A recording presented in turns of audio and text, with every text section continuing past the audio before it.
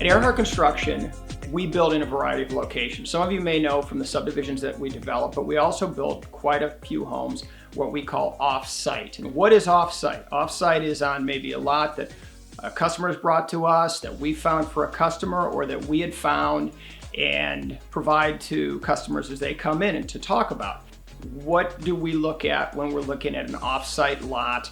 What do you need to be thinking about, and how you should approach that, and how we at Airhart Construction approach helping and serving you through this process of building on an off-site property.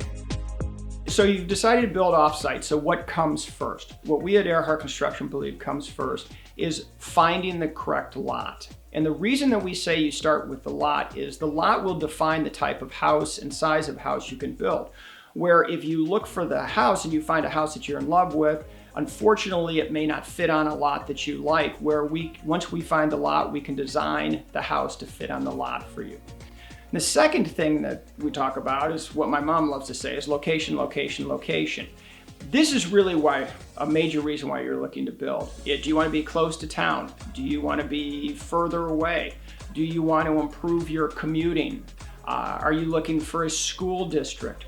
All of these things affect location choice, but it also helps define an area that you want to be looking for your lot in. It helps bring the search down.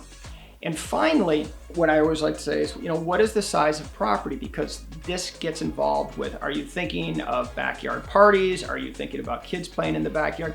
Or are you looking for something a little bit more intimate because you are tired of mowing the lawn, you are tired of maintaining, and you want to shrink it down, and your idea of a beautiful backyard is a pocket garden with a deck or a patio and a fire pit where you can enjoy but not be out there and think about the maintenance that you have to do.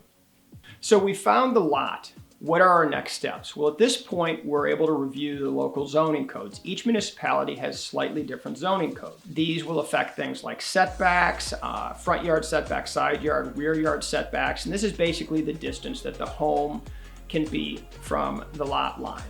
All municipalities have these, and they're all slightly different, and it also depends on the zoning classification that the lot is in. Another issues are what they call floor area ratios and lot coverage ratios. Most municipalities in our area have these requirements. You can only build a certain amount of square footage on a certain amount of square footage of lot. You can only cover a certain amount of square footage of the lot with a house. In addition to that, municipalities have engineering requirements that we review.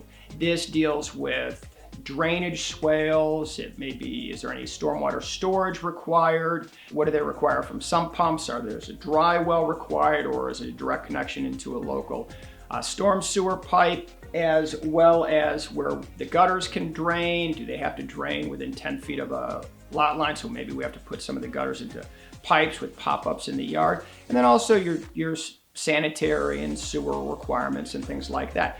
That's what we start to review once we found the lot for you. You found the lot, we've evaluated the municipal and engineering requirements. What's our next step? At this point, we look at construction concerns and how those will affect the budget. Construction concerns start with topography. Do we have a flat lot? Is there a slight grade where you're going to maybe have a lookout basement or a walkout basement? How will this affect the construction of the home? Second thing is we look at natural features. These are trees, landscaping, whatever may be on the lot, because we think about where we're going to site the home. Are we going to adjust the location of the home based on trees, or maybe we have to remove some trees to be able to place the house on the lot? In addition to these, a primary is utilities. We have to look at utilities. What are utilities? So utilities are sanitary sewer, water service, a storm sewer, electric, gas, low voltage, and how are these accessed by the lot? Sometimes they're in the front yard, sometimes side yard. Sometimes you don't have a sewer and water. Sometimes it's going to be a well and a septic for a home. And so these have to be evaluated.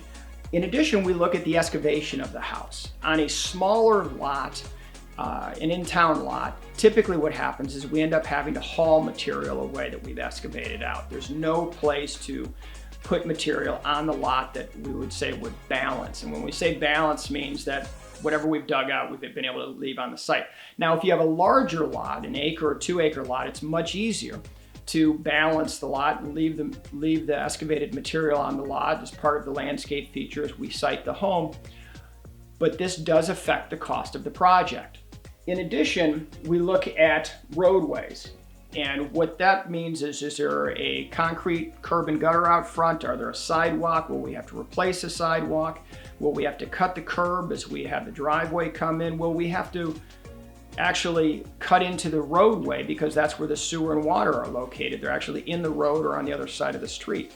Sometimes there's not a concrete curb. Sometimes there's a grassy gutter where the storm water will flow, and then that would require us to put in a culvert, which is basically a pipe that you see sometimes that is underneath driveways where it allows storm and rainwater to drain from one end to the other. And finally, we look at the landscaping. We talk with you about what you're looking for with landscaping. Maybe initially we're going to be sodding the yard and putting some landscaping on the front foundation plans, and you may have a 3, 5, 7-year plan for adding landscaping and doing different things. And we help you think about that as part of evaluating the overall lot. So with looking at the construction concerns, we're able to pull together a budget for you. And what this allows you to do is think about your overall construction project, and it helps you budget for yourself and see if something's affordable. Because of this, what we always recommend when you write a contract on a lot is you put a study period on the lot, an economic study period. And what this allows you to do is it gives some time to study while the lot is actually under contract, and your lot would be contingent on this. So if maybe the numbers don't work out for how you wanted them to, you could step away from that lot legally and not have to purchase the lot. And sometimes you may even want to do it based on getting a building permit. If there's a septic or well or something like that, you need to make sure that those will pass in order for you to be able to build a home on the lot. And so these, again, are all important things that we at Airhart Construction help you walk through. These are very normal for us. We do this on a daily basis. We have experts in the field who can help you work through this and find you the perfect lot for your new home.